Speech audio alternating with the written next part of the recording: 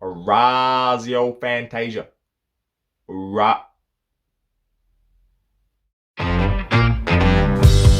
McKernan now long, couldn't get a run at it. Brown off hands. Orazio Fantasia! What about that? What's going on, Port fans? Welcome back to another video on my channel, and today we're going to be talking about the Orazio Fantasia trade. Port Adelaide getting that deal done with the Bombers in the dying hours of the trade period. It was deadline day, and well, a lot of people figured that the trade would indeed get done, and it was basically a few later pick swaps that got the signatures on paper, which, you know, for me, I think it was sort of obnoxious from Essendon over the whole trade period. We want this, we want this, we want this, and sort of folded to a pick 29, you know, and a future third round pick, which I think in hindsight is a little bit overs for him still, but nonetheless, Port Adelaide did get the job done, getting Orazio Fantasia and pick 73 back in return. With that helps any points that we need to match any bids on Lockie Jones and Taj Schofield in the draft in the coming weeks. So for those academy players and those bids, I think that's very, very handy for us, and we'll certainly take pick 73. And I don't think we're too worried about next year's draft, because we do have still a couple of picks in hand as well. So plenty to play for over the coming weeks in the draft. But let's talk about what Orazio Fantasia can bring to Port Adelaide in 2021 and beyond. This is a trade that's been in the works for about 18 months now, I think.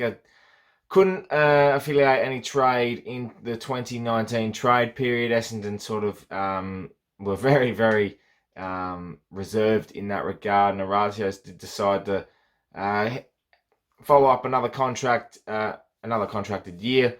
And he still has one to go now, but getting the trade and Essendon getting something in return is a lot more valuable than Orazio leaving under free agency and Essendon getting basically nothing in return. So this is a story that no doubt has had a lot of Port fans in particular frustrated and annoyed.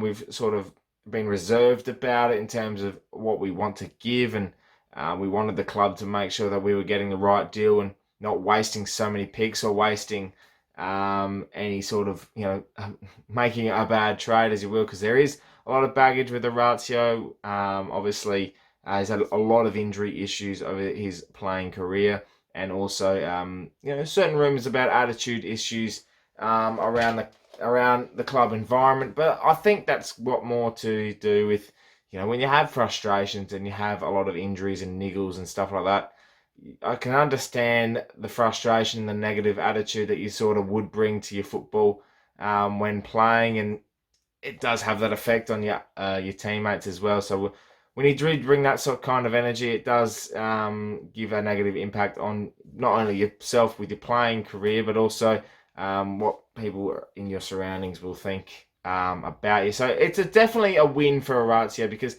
watching his press conference, he did state that he's very happy that he's coming home. You know, it's a homecoming for him, that Port Adelaide was the destination. He's been training with Zach Butters and a few other youngsters over the last few weeks. And he had a training session today, doing a gym session, all that work with a few of the boys again. And, you know, having that connection with Tom Jonas at Norwood would definitely have helped, considering Tom Jonas is captain, obviously, of Port Adelaide, and Orazio being good mates with him. That certainly will make him a lot more of a committed and, you know, that head forward kind of attitude. You know, you want to believe in yourself, but also when you've got a captain like Tom Jonas, you want to play that extra 10%. So for Orazio, that's definitely a win in his own mind, but also as well having that connection with Nathan Bassett, obviously through all those years at Norwood, and that when Nathan Bassett was helping out in Melbourne as well, Orazio was under his wing, and to have that connection, not only Tom Jonas as captain, so in the playing group, but you have that coaching group connection. And we talk about that word connection, how much of an impact that's had on the whole playing group this year, being so well connected and driven, and having that one message driven into your mind, playing together as one. That's going to help Orazio massively, and he's obviously a He's obviously a family-oriented person, so he's definitely built up on that culture. I know, us Italians, we definitely put that La Familia word first. So when you come to a club like Port Adelaide, which is such a family environment, the community is so well connected. That's just a whole different attitude and a whole different look on your, not only your playing career and the way of life, but also your ability to make those connections with different people, and it just builds you up so much more. And with Port Adelaide having a little bit of on-field success, being minor premiers, making a prelim, it makes that attraction coming home so much more better. And for Orazio, we can get into his playing role in a minute, but for a player like that, you can tell that that is one of the higher priorities as a player. So, to put it simply, him coming home is going to give him a better attitude on the field, but also off it, which off field is just as important when you're applicable to what you're doing with your training, your stuff outside of footy as well, and having your family around it makes it all the difference. So, I'm very pleased that he's got what he wanted. What he brings in terms of on-field is a whole different story. A lot of people have questioned whether or not Orazio will be in the best 22. Look, you look at the players that have gone out, you look at Brad Ebert. So I think he's a straight swap for Brad Ebert. Now, what that means is it gives a little bit of a structure change. He'll start off the bench. It's going to be predominantly that forward player, which a lot of people are questioning, what if he gets injured and, is he really that good? He's overrated. Yeah, I kind of agree with you. But looking at the hindsight, and I have to look at the positives here because, you can't bring in a player and say instantly disregard what he can bring, because you look at his highlights and he's actually got a lot of potential, a lot of upside. So you get his body right, you get him in some decent form, and I'm talking about that attitude prior.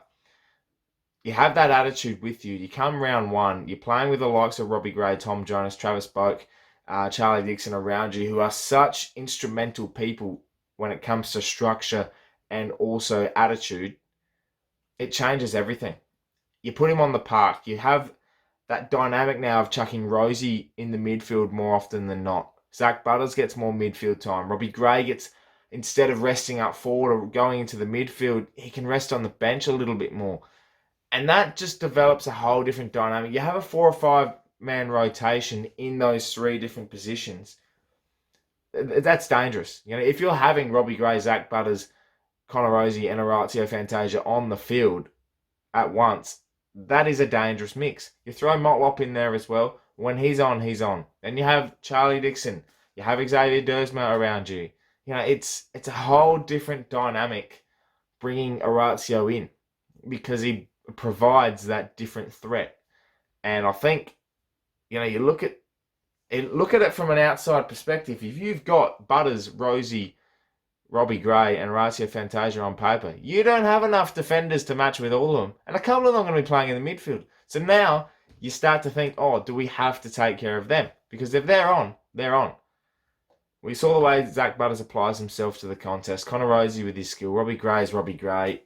What Orazio can bring, if he can kick those 2 goals and have a 14, 15 possession game of football more often than not, and you get consistency into his body and his playing, his form becomes totally different to what we've seen him produce at Essendon. Now, these are all question marks. Clearly, when you bring someone into the club, it's like Alir. We talk about how much potential and how much he could bring to the club. That's why the question is, what could Orazio bring to Port Adelaide? Or what can he bring, as I'm answering now? It's a question mark.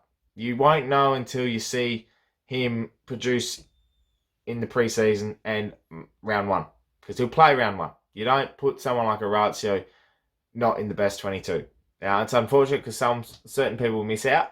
But in saying that, you've got to put the stars on the park. I'm not calling Orazio a star. I'm just saying there's a little bit more upside than, say, a Woodcock or a Farrell or even a Motlop. So, but for him to have a full preseason under his belt, he doesn't have any injuries or post-season surgeries that he's got to do.